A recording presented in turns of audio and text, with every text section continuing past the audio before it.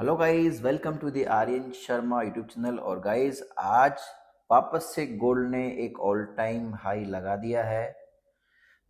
जब तक मेरे ख्याल से ट्रम्प साहब सीट पे हैं तब गोल्ड तो नीचे नहीं आने वाला, क्योंकि जिस प्रकार से वो बयान दे रहे हैं, जिस प्रकार की वो चीज़ें कर रहे हैं, उससे ग्लोबल टेंशन इंक्रीज ही रहेगी, डिक्रीज नहीं होगी। अभी उन्होंने फिलहाल कहा कि गाजा पट्टी पर हम लोग कब्जा करना चाहते हैं या उसे खरीदना चाहते हैं। तो इसको लेकर जो अरब कंट्रीज़ हैं, वो सारी के सारी कंट्रीज़ में कुछ मीटिंग्स हो रही हैं और कहीं ना कहीं एक टेंशन क्रिएट हो रहा है।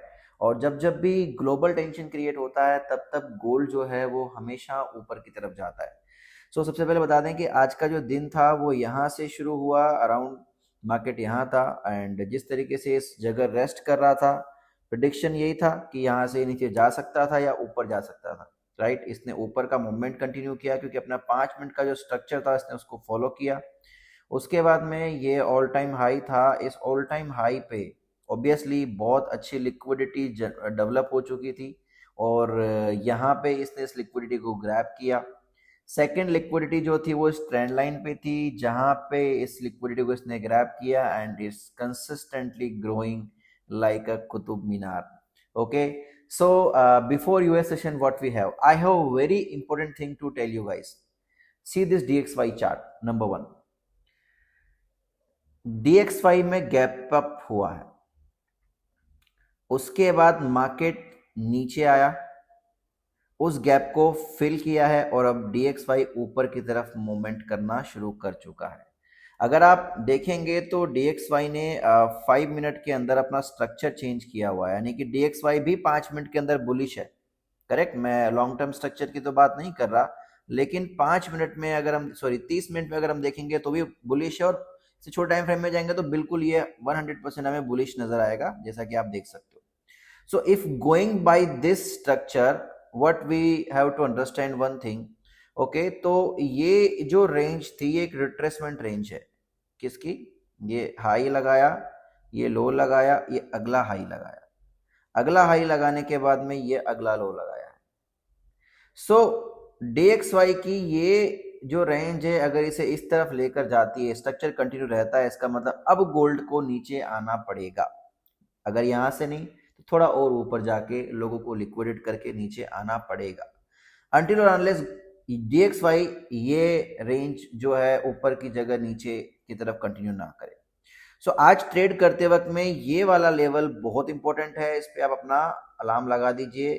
अगर कोई भी 5 मिनट की कैंडल इसके नीचे क्लोज होती है, जो मुश्किल है, अगर होती है इस वाले लेवल के नीचे, तो फिर गोल्ड बहुत ऊपर चला जाएगा। बट अगर जो इसने मोमेंटम ये देना शुरू किया है, अब हम इसको 1 मिनट पे लेके जाएं एक बार के लिए।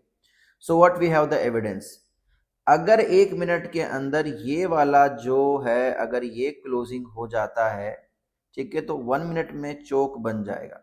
बड़े ध्यान से इस बात को समझना। और चोक बन जाएगा तो ये तय बात है कि फिर DXY वापस ऊपर चलना शुरू करेगा, और ये अगर ऊपर चलेगा तो फिर जो गोल्ड है वो नीचे आना शुरू करेगा। चूंकि गोल्ड में सेल का कोई लेवल नहीं है, तो मैंने अभी सुबह से सिर्फ bye bye bye bye bye किया, और मैं जब तक 1 मिनट में चोक नहीं हो जाएगा मैं सेल प्लान नहीं करूंगा। अगर मैं गोल्ड की बात करूं तो गोल्ड अगर अब इस लेवल के नीचे अगर क्लोज कर देता है, किस लेवल के नीचे गाइस, आपको बता देता हूं, ये जो लेवल है, अगर गोल्ड इस लेवल के नीचे 1 मिनट में क्लोज कर देता है, तो फिर मैं इसके रिट्रेसमेंट में, यानी कि मेरी ट्रेड किस प्रकार की होगी आज, पहले गोल्ड ऐसे आए, कितना भी नीचे जाए मुझे फर्क नहीं पड़ता, वापस आए रिट्रेस करने के लिए, then I will plan a sale जो मुझे अच्छे से कम 200-300 पिप्स का मोमेंट देकर जा सकती है। That's how I am going to plan my sale for today guys, but I am keeping my eyes strictly on this।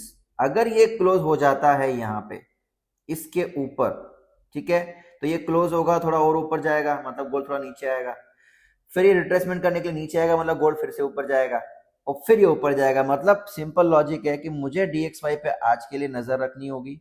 इसके अलावा हमारे लिए आज के इंपॉर्टेंट लेवल्स क्या हैं, थोड़ा हम उनके बारे में जान लेते हैं गाइस। हमारा जो इंपॉर्टेंट लेवल है बाइंग के लिए, जब मार्केट डिप करेगा तो बहुत अच्छी लंबी डिप करेगा, ये बात का ध्यान रखना। तो 79 का एक लेवल है जहां से मैं बाय ट्राई करना पसंद करूंगा, और दूसरा जो लेवल है वो है ये वाला लेवल जहां से मैं बाय ट्राई करना पसंद करूंगा, और तीसरा जो लेवल है आज के लिए वो ये है जहां से मैं बाय ट्राई करना पसंद करूंगा।